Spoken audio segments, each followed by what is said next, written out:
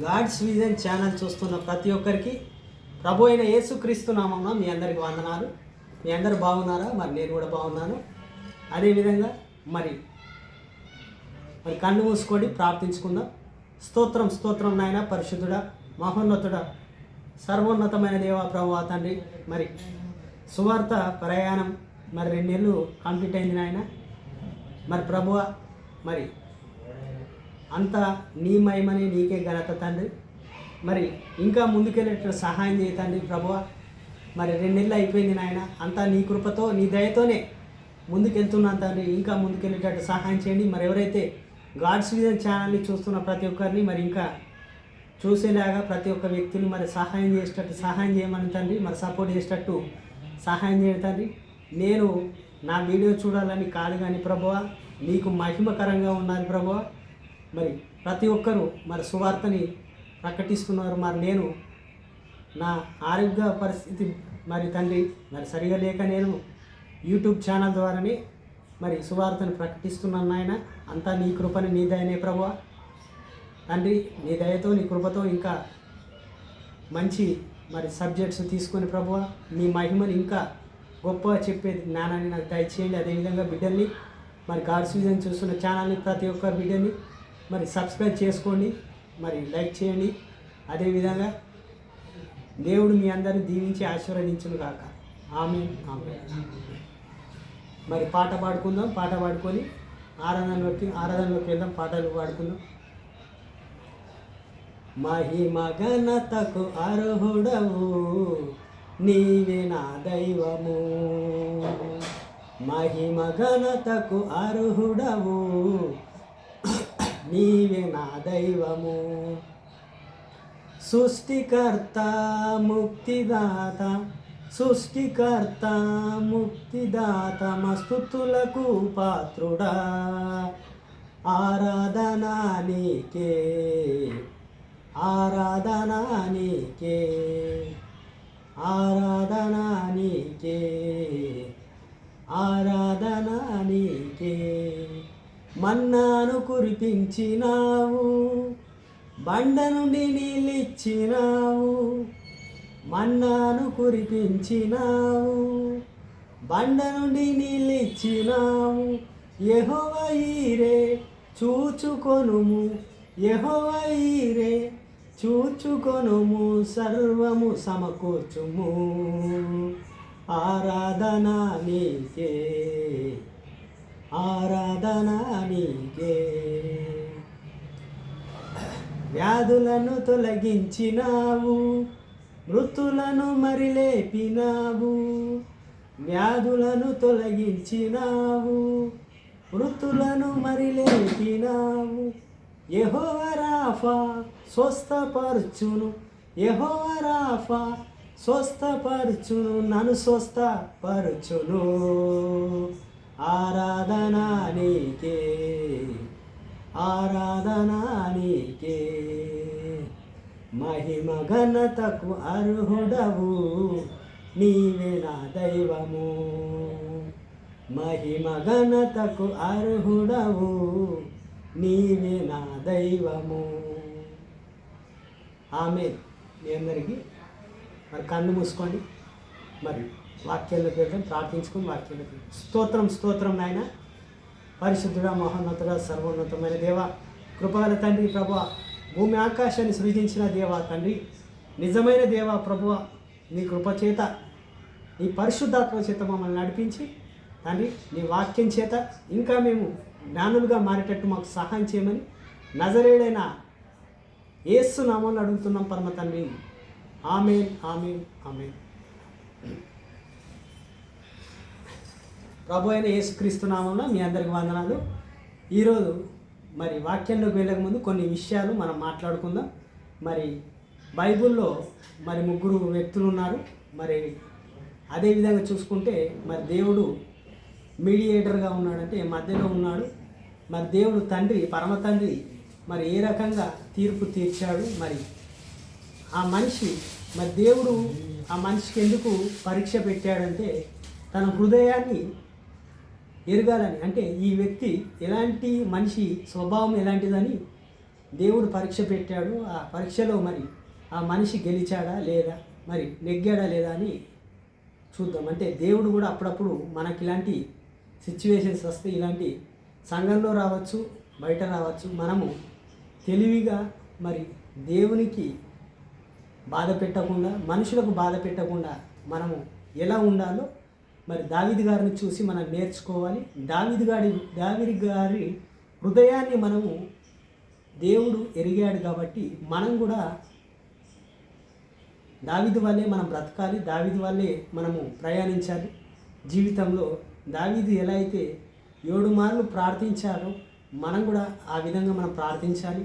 ఆ విధేయత, వివేచన ఇలాంటి ఆత్మలు మనం కలిగి ఉండాలి. ఎందుకంటే దేవుడు మనల్ని ఇవన్నీ చూస్తూ ఉంటాడు. మనకు అప్పుడప్పుడు కష్టాలు వస్తాయి అంటే, దేవుడా నాకు ఈ బాధలు ఎందుకు ఇచ్చావు, నాకు కష్టాలు ఎందుకు ఇచ్చావు, నాకు ఈ రోగం ఎందుకు ఇచ్చావని మనము బాధపడుతూ ఉంటాం. కానీ దీని వెనుక దేవుడిది మరి ప్రణాళిక ఉంటుంది. దేవుడి యొక్క ప్రణాళిక ద్వారానే మనం వెళ్తూ ఉండాలి. దేవుడికి ప్రశ్నించవచ్చు, కానీ దేవుడికి మనం ప్రశ్నించే అంతటోళ్ళం కాదు. కాబట్టి దేవుడికి అడగాలి, ఇది ఏంది ప్రభువా, మరి నేను తట్టుకోలేకపోతున్నాను, నన్ను విడిపి అంటే దేవుడు నిన్ను విడిపియలేడా, నీ మాట వినలేడా, నువ్వు ప్రార్థిస్తే నీ మాట వినాడు. దావీదు ప్రార్థన విన్నప్పుడు మన ప్రార్థన కూడా వింటాడు. కాబట్టి మరి ఇక్కడ ఏం జరిగిందో ఒకసారి విందాం. మరి దావీదు ఎంత మంచివాడిగా ఉన్నాడు, మరి ఎంత హృదయాన్ని, దేవుని హృదయాన్ని, మనుషుల హృదయాన్ని గెలుచుకున్నాడు. ఏ రకంగానో ఒకసారి చదివి తెలుసుకుందాం.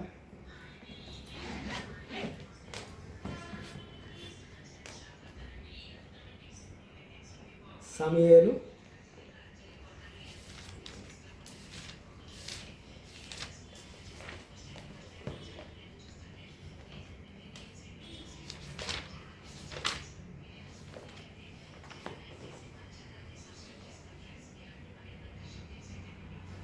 1 సమూయేలు 24వ అధ్యాయము ధ్యానించుకుందాం. మరి ఇది మనకు ఇలాంటిది చాలా అవసరం. ఎందుకంటే దేవుడు ప్రణాళిక మనకి ఇక్కడనే తెలుస్తుంది. 1 సమూయేలు 24వ అధ్యాయము మరి చదవబోతున్నాను, వినండి. తర్వాత మీకు ధ్యానిస్తాను. సౌలు ఫిలిష్తీయులను తరుముట మాని తిరిగి రాగానే దావీదు ఎర్దోను అరణ్యము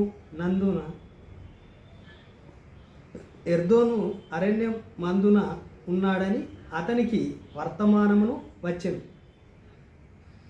అంటే ఎర్దేను అరణ్యమందు అంటే ఈయన సౌలు అనే వ్యక్తి రాజు ఏం చేశాడంటే, ఫిలిస్తీయులు అంటే తన శత్రువుల్ని మరి రాజు మీదకి వస్తున్నారు కాబట్టి వాళ్ళని తరమకుండా ఈయన మనసు మార్చుకొని మళ్ళీ దావీదు మీదకి వెళ్ళాలి, దావీదుని మరి చంపాలి, దావీదుని పట్టుకోవాలని ఏం చేశాడంటే, ఈయన తిరిగి దావీదు ఎర్దోది అరణ్యమందున్నాడని అతనికి వర్తమానము వచ్చెను. ఎర్దోను అరణ్యమందున్నాడని తెలుసుకొని అరణ్యానికి వెళ్ళాలి, మరి దావీదుని పట్టుకొని దావీదు దగ్గర ఉన్న మనుషుల్ని పట్టుకోవాలని వెళ్తున్నాడు. వెళ్ళినప్పుడు అప్పుడు సౌలు ఇజ్రాయేల్ అందరిలో నుండి 3000 మంది ఏర్పరచుకొని, అంటే ఎంతమందిని ఏర్పరచుకున్నాడంటే 3000 మందిని, అప్పటికప్పుడు రాజు కాబట్టి 3000 మందిని ఏర్పరచుకొని మరి యుద్ధానికి సిద్ధమై వెళ్తూ ఉన్నాడు. మరి దావీదుని పట్టుకోవాలి ఏర్పరచుకొని వచ్చి కొండ మేకలకు వాసము గల శిఖర పర్వతముల మీద దావీదును అతని జనులను వెతుకుటకై బయలుదేరను. అంటే కొండ మేకలు అంటే మేకలు ఎక్కడైతే కొండలలో మరి అవి భుజిస్తూ ఉంటాయి. అంటే మేకలు తెలుసు మీకు, అవి మేకలు అనేటి ఆ అరణ్యంలో కొండల మధ్య మరి ఎక్కడైతే ఆ గడ్డి తింటాయో, గడ్డి మేస్తాయో అక్కడికి వెళ్ళి మరి అక్కడనే ఉన్నాడు దావీదు అని తెలుసుకొని ఆ మనుషుని, ఆయన దావీదుతో ఉన్న జనాంగాన్ని అంటే అక్కడ ఉన్న ఆయనతో పాటు ఉన్న జనాంగాన్ని కూడా పట్టుకుందామని దగ్గర 3000 మందిని ఏర్పరచుకొని వెళ్తూ ఉన్నాడు. మరి తెలుసుకున్నాడు. 3000 మందిని తీసుకొని సైన్యాన్ని తీసుకొని సౌలు వెళ్తూ ఉన్నాడు. వెళ్ళిన తర్వాత మరి ఆ శిఖరం అంటే ఆ పర్వతం దగ్గర ఉన్నాడని తెలుసుకొని మార్గమున గొర్రెల దొడ్డుకు అతడు రాగానే అక్కడ గుహ ఒకటి కనబడెను. మార్గంలో వచ్చినప్పుడు ఒక గొర్రెల దొడ్డి అంటే గొర్రెలు మనం కట్టేస్తాం కదా, ఆడొక దొడ్డి లెక్క ఉందట. అక్కడనే ఆగిపోయింది గొర్రెలు ఉండే ప్రాంతంలో. ఆగిపోయిన తర్వాత ఏమైందంటే మార్గమును అక్కడ గుహ ఒకటి కనబడింది. గుహ ఉన్నదట. మరి గుహలో అందులో సౌలు శకిని వ్యక్తి పోగా దావీదును అతని జనులను ఆ గుమ్మంలో లోపలి భాగములలో ఉండిరని గనుక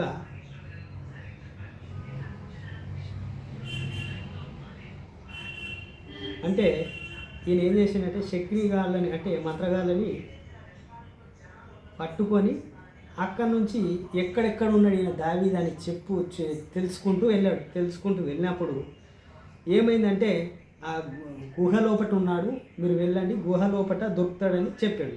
మరి ఆ శకునిగాళ్ళు అంటే శకుని వర్తికు పోగగా దావీదు అతన్ని జనులను ఆ గుహలో లోపలి భాగంలో అంటే లోపలికి వెళ్ళి ఆ గుహ లోపలిలోకి వెళ్ళి మరి ఉండిరని కనుక దావీదు జనులను, అదిగో నీ దృష్టికి ఏది మంచిదో అది నీవు అతనికి చేర్చున్నట్లు నీ శత్రువుని నీ చేతికి అప్పగించితిని అని యెహోవా నీతో చెప్పిన దినమున వచ్చినని అతనితో అనగా, అంటే దేవుడు దానితో మాట్లాడుతున్నాడు. అదిగో మరి సౌలు వస్తున్నాడు, నీకు అప్పచెప్తున్నాను, నువ్వు ఇక సౌలుని ఏం చేస్తావో నీ ఇష్టం అని దేవుడు సౌలుని దావీదుకి అప్పచెప్పాడు. అంటే నీకు ఇన్ని ప్రాబ్లమ్స్, ఇన్ని ఇబ్బందులు అవుతున్నాయి కాబట్టి ఆ సౌలు నువ్వు ఏం చేస్తావు మరి ఇష్టం, ఆయన చంపేస్తావా, ఆయనని మరి శిక్షిస్తావా నీ ఇష్టం, నేనైతే నిన్ను అప్పచెప్తున్నాను. దావీదుకి మరి సౌలుని అప్పచెప్పాడు. మరి ఏం చేశాడో చూద్దాం. మరి చంపాడా ఏం చేశాడో చదివి తెలుసుకుందాం. దావీదు జనులు, అదిగో నీ దృష్టికి ఏది మంచిదో అది నీవు అతని చేయునట్లు నీ శత్రువుని నీ చేతికి అప్పగించితివి అని యెహోవా నీతో చెప్పిన దినము వచ్చినని అతనితో అనగా, దావీదు లేచి వచ్చి సౌలునకు తెలియకుండా అతని పై వస్త్రము చెంగును కోసివేసెను. సౌలు పై వస్త్రమును తాను కోసినను దావీదు మనసు నొచ్చి అతడు యెహోవా చేత అభిషేకము నొందినవాడు గనక యెహోవా చేత అభిషేక్తుడై నా ప్రభువునకు నేను ఈ కార్యమును చేయును, యెహోవాను బట్టి అతన్ని నేను చంపను అని తన జనులతో చెప్పింది.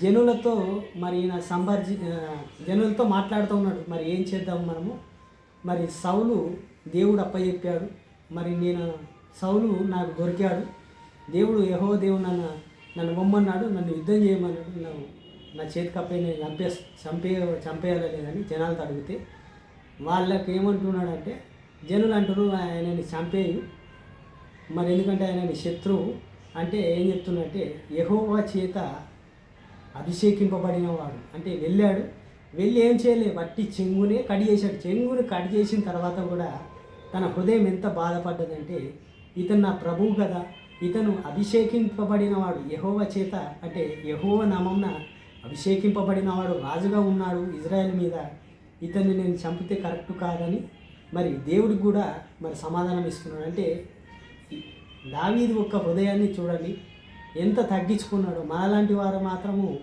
మరి దేవుడు చెప్పాడు అని తలకాయ వరగొట్టి మనని వెళ్ళి, ఒకవేళ దేవుడు అలా చెప్పడు కానీ ఒకవేళ అలా ఉంటే ఆ ప్లేస్లో ఇంకొక వ్యక్తి ఉంటే కంపల్సరీ అదే పని చేశాడు. కానీ దావీదు మనసు దేవుడు ఎరిగాడు కాబట్టి దేవుడు ఎరిగిన వాడు దావీదు కాబట్టి దావీదు వలె మనం ఉండాలి, దావీదు వలె తగ్గించుకోవాలి. దావీదు ఏం చేయకుండా వదిలేశాడు అంటే దావీదు యొక్క మంచితనం చూడండి. అంటే దేవుడికి కూడా చెప్పాడు, కానీ దేవుడికి చెప్పి దేవుడు అభిషేకింపబడిన వ్యక్తి కాబట్టి ఆయనను చంపకుండా వదిలేశాడు. కాబట్టి దేవుడు మనం ఏం చెప్తున్నామో దేవుని అబ్జర్వ్ చేయాలి. మనకు ఒకటేసారి వరాలు ఇచ్చాడు, ఒకటేసారి మనము ఇది చేయాలి అది చేయాలని మనము మన సొంత నిర్ణయాలు తీసుకోవద్దు. ఎందుకంటే అందులో కూడా తెలివి ఉంటుంది. పరిశుద్ధాత్మ దేవుడిలో కూడా మనకు చాలా జ్ఞానం ఉంటుంది, అది మనం తెలుసుకోవాలి. ఇప్పుడు దావీదు గారు ఎలా అయితే తెలుసుకున్నారో మనం కూడా ఆ రకంగా మనము దేవుని జ్ఞానాన్ని తెలుసుకుంటూ ముందుకు వెళ్ళాలి.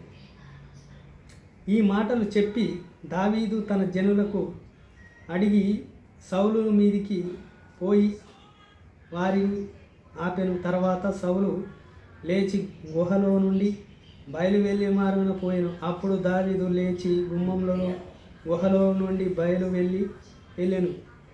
నా ఏలినవాడ రాజా అని దావీదు ఏమంటున్నా, ఏలినవాడ రాజా అని వెనుక నుండి కేక వేయగా సౌలు వెనుకకు చూచి దావీదు నేల సాష్టాంగ నమస్కారం చేశాను. చూసారా, ఆ మనిషిని ఆయన అప్పచెప్పగానే చంపేయచ్చు. చంపేయగానే ఏమైందంటే మనము మామూలుగా మనం ఏం చేస్తాం, మన చేతికి శత్రువు దొరికితే మనం ఏం చేస్తాం, మనము చంపేస్తాం. అంటే ఆ రోజుల్లో ఆ రాజనీతి ఉండేది. అంటే దేవుడు చెప్పాడు కదా అని చంపేయచ్చు. కానీ ఆ మనిషిని కాపాడి ఆ మనిషిని ఏం చేశాడంటే వట్టి చెంగుని కట్ చేసి వెళ్ళిపోయాడు. ఈయన నా రాజు కదా, ఈయన నా ఇజ్రాయేల్ రాజు, నా ప్రభు అని ఆయన దగ్గర పని చేసినా కానీ ఆ విశ్వాసంతో ఉండి అంత చక్కగా మరి దేవుణ్ణి చూస్తూ ఉన్నాడు. అంటే దేవుని హృదయంని చూస్తూ ఉన్నాడు. అంటే నేను ఇది చేయకూడదని, ఇది చెయ్యాలి, ఇది చేయకూడదని దావీదుకి తెలుసు. కాబట్టి మరి సౌలుని ఆ రకంగా సౌలు మరి ఏం చేయకుండా వెళ్ళిపోయాడు. మరి సాష్టాంగ నమస్కారం చేశాడు దూరం నుంచి.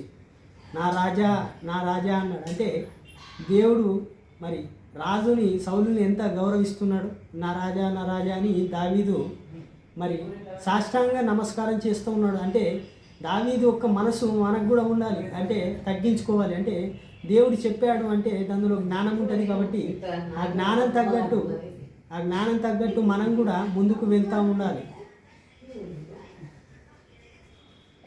ఆలోచించుము, ఈ దినమున యెహోవా నిన్ను ఎలాగో గుహలో నా చేతికి అప్పగించెనో అది నీ కుండలంగా చూచితివి, నీ కళ్ళారా చూచితివే, నీ కళ్ళారా చూచితివే అంటున్నాడు యెహోవా రాజా. మరి యెహోవా దేవుడు అంటే యెహోవా నా చేతికి నిన్ను అప్పచెప్పాడు, మరి నీ కళ్ళారాను చూసావు కదా అని సౌలుతో మాట్లాడుతూ ఉన్నాడు. మాట్లాడినప్పుడు ఈ దినమున యెహోవా నిన్ను ఎలాగో గుహలో నా చేతికి అప్పగించెనో అది నీ కళ్ళారా చూచితివే. కొందరు నిన్ను చంపుమని నాతో చెప్పినను నేను నీ యందు కనికరించి ఏమంటుండు, నీ యందు నేను కనికరించి కొందరు నన్ను చంపుమని చెప్పారు రాజా, కానీ నేను నీ మీద కనికరించానని చెప్తా ఉన్నాడు. అంటే కనికరం అనేది కూడా మనలో ఉండాలి. మరి దావీదుని చూసి చాలా నేర్చుకోవాలి. మరి కనికరించాడు.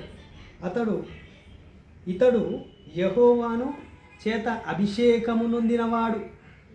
ఇతను ఎవరంటే యెహోవా చేత అభిషేకింపబడినవాడు. అంటే అభిషేకం నొందినవాడు అంటే అభిషేకం అంటే రాజుగా అభిషేకింపబడిన వారిని చంపకూడదని దావీదు మరి చంపకుండా సౌలుని వదిలేశాడు. ఆ రకంగా మనం చూస్తే నా ఏలినవాడు చంపమని నేను చెప్పి తిని, నా తండ్రి చూడుము, ఇదిగో చూడుము, నన్ను చంపక నీ వస్త్రము చెంగు మాత్రమే కోసి తిని కనుక నా వలన నీకు కీడు ఎంత మాత్రము రాదనను. చూశారు ఎంత మంచి మాట అంటున్నాడు. మరి నువ్వు నా తండ్రి అంటున్నాడు. నా తండ్రి నిన్ను చంపకుండా నీ వస్త్రము చెంగు మాత్రమే చెంగును మాత్రమే మరి చించాను, నిన్ను చంపుతలేను, తీసుకొని మాత్రం వెళ్ళాను.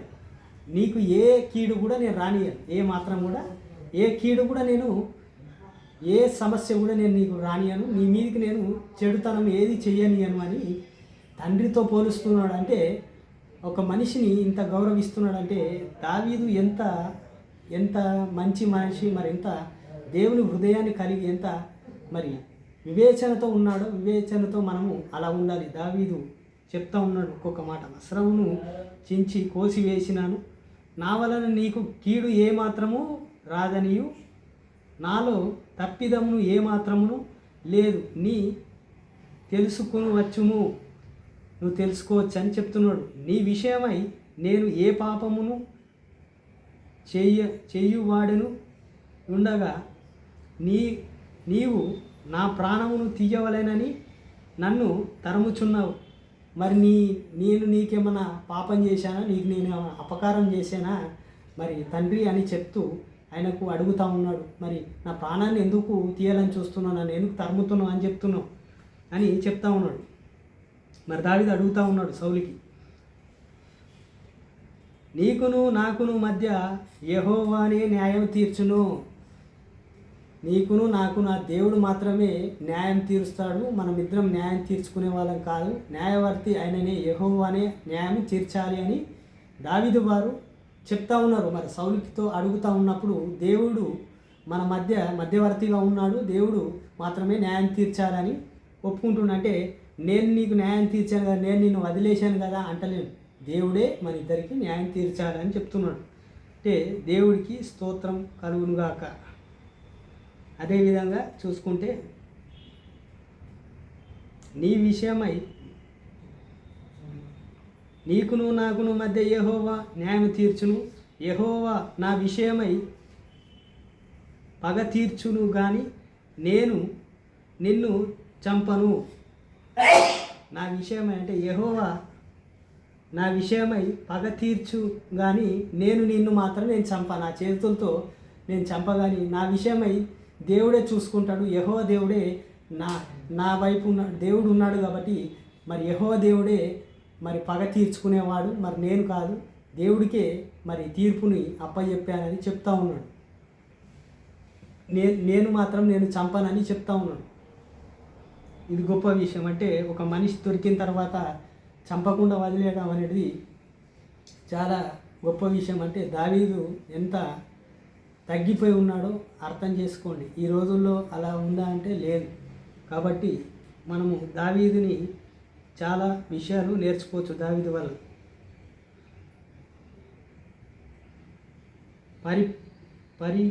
పరివాకులు సామ్యకులు చేసినట్లుగా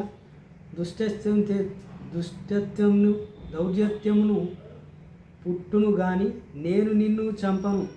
ఇజ్రాయేలు రాజా ఎవరిని పట్టుకొని బయలుదేరి వచ్చి ఉన్నాడో ఏ పాటి వాడిని తరుముచున్నాడు. నేను ఏ పాటి వాడినయ్యా, నేను నన్ను తరుముచున్నావు, మరి నేను ఎంత పనికిరాని వాడిని, నేను చిన్నవాడిని అయ్యా, మరి నన్ను ఎందుకు చంపాలనుకుంటున్నావు, నన్ను ఎందుకు తరుముతున్నావు అని మరి సౌలుతో అడుగుతూ ఉన్నాడు, మరి రాజుతో అడుగుతూ ఉన్నాడు. యెహోవా నీకును నాకును మధ్య న్యాయాధిపతి అయి తీర్పు తీర్చునుగాక. హల్లెలూయా. మరి దేవుడి మీద చెప్పేస్తున్నాడు ఈయన దావీదు, నీకు నాకు మధ్య యెహోవా న్యాయాధిపతిగా ఉండి తీర్పు తీర్చునుగాక అంటున్నాడు. అంటే యెహోవా దేవుడు మన మధ్యన తీర్పు తీర్చే వ్యక్తిగా ఉంటాడు, దేవుడే ఉంటాడని చెప్తా ఉన్నాడు. మరి ఆ రకంగా చూసుకుంటే మనము యెహోవా ఆయన సంగతి వివరించి నా పక్షముగా వాద్యమాడి నీ వశము కాకుండా నన్ను నిర్దోషిగా ఎంచి తీర్పు తీర్చునుగాక. మరి నేనే తప్పు చేయలే కాబట్టి దేవుడు నన్ను నిర్దోషిగాను మరి నన్ను కాపాడుతాడు, దేవుడు నన్ను నిర్దోషిగాను నిరూపిస్తాడని చెప్తా ఉన్నాడు. దావీదు ఈ మాటలు సౌలుతో మాట్లాడి చెల్లింపగా సౌలు దావీదు నాయనా ఏమంటుండు, నాయనా ఈ పలుకులు నీదే నా అని బిగ్గరగా ఏడ్చెను. ఇది నీదేనా అని ఆయన కళ్ళకు నీళ్లు తెచ్చుకొని బాధపడుతూ ఏడుస్తూ ఉన్నాడు. ఇంత మరి ఇంత మంచి వ్యక్తిని మరి నేను చంపాలనుకున్నాను అని ఏడుస్తూ ఉన్నాడు అని అంటే సౌలుకి అప్పుడు దావీదు యొక్క మనసు అర్థమైపోయింది. అంటే దావీదు ఇంత మంచివాడు, దావీదు దేవుడితో పాటు మనిషిని కూడా గెలుచుకున్నవాడు, మనిషి హృదయాన్ని కూడా గెలిచాడు. అక్కడ దేవుడి హృదయాన్ని గెలిచాడు, ఇక్కడ మనుషుల హృదయాన్ని కూడా గెలుచుకున్నాడు. మరి ఏమంటున్నాడు ఒకసారి చదివి తెలుసుకున్నాడు.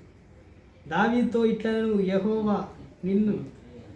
యెహోవా నన్ను నీ చేతికి అప్పగింపగా నన్ను చంపక విడిచినందుకు ఈ దినమున నీవు నాకు ఉపకారమును చేసిన వాడివై నా ఎడల నీకున్న ఉపకార బుద్ధిని వెడల్చి చేసితివి కనుక నీవును నాకంటే నీతిపరుడివి. నేను నీతిపరుడుగా లేను, కానీ నాకన్నా నువ్వు నీతిపరుడు అని రాజు ఒప్పుకున్నాడు. అంటే అంత పెద్ద రాజు మరి ఒప్పుకున్నాడంటే దేవుడికి మహిమ కలుగును గాక. మరి అట్టి హృదయము దావీదుకు కలిగిన హృదయం మనకు వచ్చును గాక. అట్లాంటి హృదయం కూడా మనకు రావాలి. మరి దేవుడు అంత హృదయాన్ని ఇచ్చాడు. ఒకని తన శత్రువుని దొరికిన ఎడల మేలు చేసిన పంపివేయును, మేలు చేసినా కానీ చంపేస్తాడని చెప్తా ఉన్నాడు. అంటే ఒకవేళ శత్రువు దొరికినా మేలు చేసినా కానీ మనం ఏం చేస్తాం, చంపేస్తామని చెప్తా ఉన్నాడు. ఈ దినమున నీవు నాకు చేసినను బట్టి యెహోవా ప్రతిగా నీకు మేలు చెయ్యునుగాక. దేవుడికి అంటున్నది, దేవుడు నీకు మేలు చెయ్యునుగాక అని ఆయన కూడా చెప్తున్నాడు. యెహోవా నీకు మేలు చెయ్యునుగాక అని ఆయన కూడా దీవిస్తూ ఉన్నాడు. నిశ్చయముగా నీవు రాజుగా అవుదు అని ఇజ్రాయేలుకు రాజ్యమును నీకు బడి ఉన్న నాకు తెలియను. నువ్వు నిజంగా రాజు అవుతావు, నువ్వు ఇజ్రాయేల్ మీద రాజు అవుతావు దావీదు, ఇది నిశ్చయంగా జరగబోతుందని మరి సౌలు చెప్తా ఉన్నాడు. కాబట్టి నా తర్వాత నా సంతతి వారిని నీవు నిర్మూలన చేయకుండానట్లు నా తండ్రి ఇంటిలో నుండి నా పేరు నీవు కొట్టి వేయకుండానట్లు యెహోవా నామమున నాకు ప్రమాణము చెయ్యుమని అతడు దావీదు సౌలుకు ప్రమాణము చేసెను. అప్పుడు సౌలు ఇంటివారు తిరిగి వచ్చి, అయితే దావీదును అతని జనులను అతని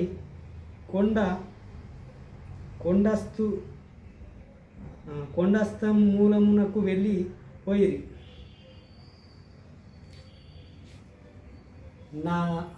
నా వంశము నాశనం కాకుండా, నా పేరు పోకుండా వాళ్ళని చంపకు అని దావీదు, నా వంశస్థుని చంపకు, నా వంశాన్ని అట్లా నిలబెట్టు, నువ్వు రాజుగానే ఉంటావు, కానీ నా వంశస్థులకు నువ్వు హాని చేయకు, మరి ప్రమాణం చేయని ప్రమాణం తీసుకొని మరి సౌలు మన కొండల నుంచి తన సైన్యాన్ని వెనుక తీసుకొని వెళ్ళిపోయింది. అంటే ఇక్కడ మనం అర్థం చేసుకుంది ఏంటంటే 24 అధ్యాయంలో చాలా విషయం ఉంది, చాలా లోతుగా ఉంది సబ్జెక్టు.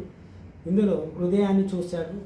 ఫస్ట్ చంపమనగానే చంపలేకపోయాడు, ఎందుకంటే తన హృదయం తెలుసు, తను రాజుగా ఉన్నాడు, అభిషక్తుడై ఉన్నాడు. కాబట్టి మరి దావీదు యొక్క మనసు ఎంత మంచిదో మరి రాజు కూడా ఎరిగాడు. మరి దేవుడు కూడా మాట రాకుండా, మరి యెహోవా దేవుడు కూడా మాట రాకుండా ఆ రకంగా మరి ఆ హృదయాన్ని ఇచ్చాడు. అంటే అట్టి హృదయం మనకు కూడా రావాలి. మరి తగ్గింపు హృదయంలో ఉండి మరి రాజు యొక్క మనసును గెలిచాడు, మరి అదేవిధంగా దేవుని యొక్క మనసు గెలిచాడు. కాబట్టి మనం కూడా అట్టి వారి లెక్క మరి భయభక్తులతో విజ్ఞాపనతో మరి వివేచనతో మనం కూడా ముందుకెళ్ళాలి.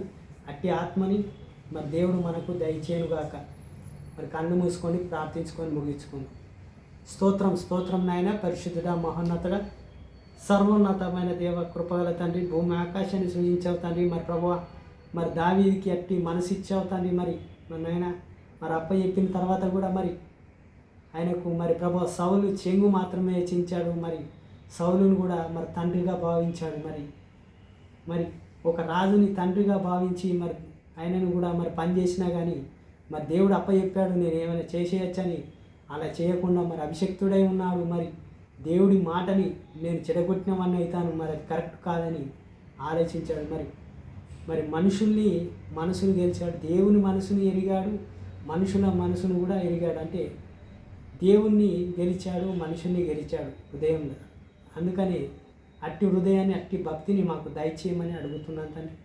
ప్రభా, గాడ్స్ విజన్ ఛానల్ చూస్తున్న ప్రతి ఒక్క బిడ్డని మొట్టి స్వస్థపరచండి, బలపరచండి, ఆరోగ్యపరచండి నాయన. అదేవిధంగా ప్రభా, ఎట్టి సమస్య ఉన్న ప్రభా యేసునామంలో ప్రతి ఒక్క సమస్యను తీసేయండి ప్రభా. మరి ఆర్థికంగా ప్రభా, అనారోగ్యంగా ప్రభా, మరి ఇంకేదైనా ప్రభా, మరి తండ్రి మరి గృహాలు లేని వారికి గృహాన్ని దయచేయండి ప్రభా. మరి నాయన జాబ్ లేని వారికి జాబ్ దయచేయండి ప్రభా. మరి అదేవిధంగా తండ్రి మరి నాయన మరి ఎవరైతే మన అప్పుల్లో ఉన్నారో ప్రభా, వాళ్ళ అప్పులు కట్టుకునేటట్టు సహాయం చేయండి తండ్రి. మరి అదేవిధంగా తండ్రి మరి వాహనం లేని వారికి వాహనాన్ని దయచేయండి ప్రభా. అనారోగ్యం లేని వారికి స్వస్థత దయచేయండి ప్రభా. ప్రతి ఒక్క సమస్యని నజరేయుడైన యేసు నామములో అడుగుతున్నాం పరమ తండ్రి. ఆమేన్, ఆమేన్. గాడ్స్ విజన్ ఛానల్ చూస్తున్న ప్రతి ఒక్కరికి ప్రభు అయిన యేసుక్రీస్తు నామములో మీ అందరికీ వందనాలు. ఆమేన్.